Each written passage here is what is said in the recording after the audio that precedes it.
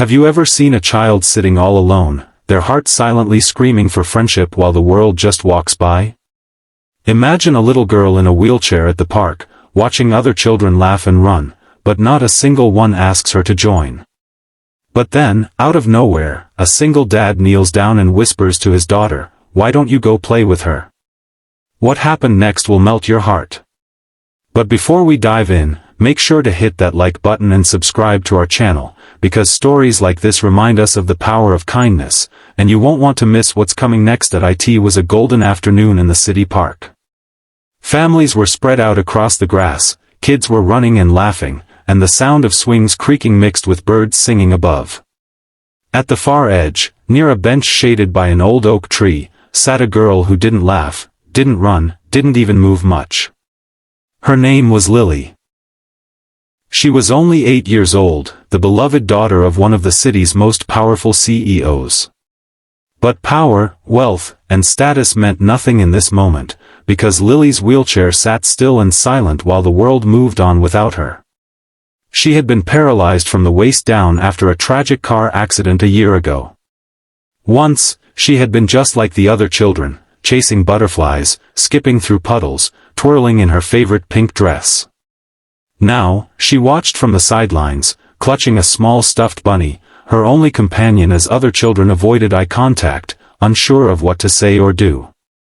Her father, Mr. Anderson, was nearby, glued to his phone, business calls consuming him even on weekends. He loved Lily dearly, but his world was built on schedules, meetings, and empires. He thought providing everything money could buy was enough. Yet here was Lily, surrounded by expensive toys and nannies, and still utterly alone. And then, he walked in. Not into the park, not into the CEO's empire, but into Lily's world. His name was Daniel, a single father raising his 6-year-old daughter, Emma, on his own. Life hadn't been easy for him. He worked 2 jobs, often coming home exhausted, but every free moment was dedicated to Emma. Unlike Lily's world of chauffeurs and luxury, Emma's life was simple. Her toys were second-hand, her shoes sometimes scuffed, but her smile was pure sunshine. That day, Daniel noticed Lily sitting apart from everyone else. He could see the way her eyes followed the children on the swings, the way her fingers tightened around the bunny every time laughter rang out. He recognized that look, loneliness. It pierced his heart because he'd seen it in his own daughter after her mother had walked away. He crouched down to Emma's level. "Sweetheart," he said softly, "do you see that little girl over there?" Emma nodded, her big brown eyes following his gaze. "She's sitting all alone. How would you feel if nobody wanted to play with you?" Emma frowned and shook her head. "Sad." Daniel smiled gently. "Then maybe you can change that. Why don't you go ask if she wants to play?" Emma's face lit up, and without hesitation, she skipped over to Lily. For a moment, Lily's eyes widened in surprise as Emma stopped in front of her. "Hi," Emma said brightly, clutching a tiny jump rope in her hand. "I'm Emma. Do you want to play with me?" For the first time that day, Lily's lips curled into the faintest smile. "But I can't run," she whispered, glancing down at her wheelchair as if it was a prison. Emma tilted her head, thought for a moment, and then grinned. "That's okay. I can sit too. We can play with my jump rope like it's a magic snake. It doesn't have to be about running." Lily blinked, her heart warming at Emma's simple kindness. "Really?"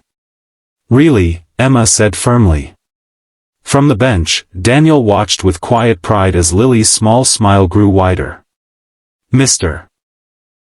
Anderson, meanwhile, finally looked up from his phone, his sharp business voice fading into silence as he saw something he hadn't witnessed in months, his daughter laughing. What happened that afternoon changed everything, not just for Lily, but for both families. Emma and Lily became inseparable. Emma taught Lily how to imagine games differently, rolling the jump rope across the ground like rivers, playing catch with soft toys that Lily could easily throw back, inventing stories about magical kingdoms where wheels became wings. For Lily, it was like stepping into a new world where her disability didn't define her. For Emma, it was a chance to discover the beauty of compassion and creativity.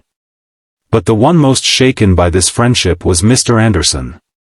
He was used to negotiating million-dollar deals, commanding boardrooms, and being treated with reverence.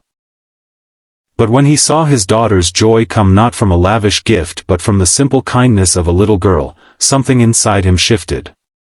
That evening, he approached Daniel as they watched the girls giggle together on the grass. I don't know how to thank you, Mr. Anderson said, his voice thick with uncharacteristic emotion. You don't need to thank me, Daniel replied quietly. Kids don't care about status or money. They just need love. Sometimes that's all it takes. Those words struck deep. That night, for the first time in months, Lily went to bed smiling. She told her father about her new friend, her eyes sparkling as she described every little detail. Mr. Anderson listened, guilt rising in his chest as he realized how much of her loneliness he had overlooked while burying himself in work. Over the next weeks, Daniel and Emma visited often. The park became their meeting ground, and slowly, two very different worlds began to intertwine. The CEO and the single dad, one wealthy but emotionally absent, the other struggling but deeply present, found common ground in the laughter of their daughters. As weeks turned into months, Lily's confidence blossomed. She no longer hid her wheelchair behind lowered eyes. She held her head high, excited to share her imagination with Emma. Mr. Anderson started joining them too, leaving his phone in the car, pushing Lily's wheelchair himself, even learning silly games Emma invented. For the first time in years, he felt like a father, not just a provider. But the true moment of transformation came one Saturday morning. The park was unusually crowded, and once again, some children stared at Lily from a distance.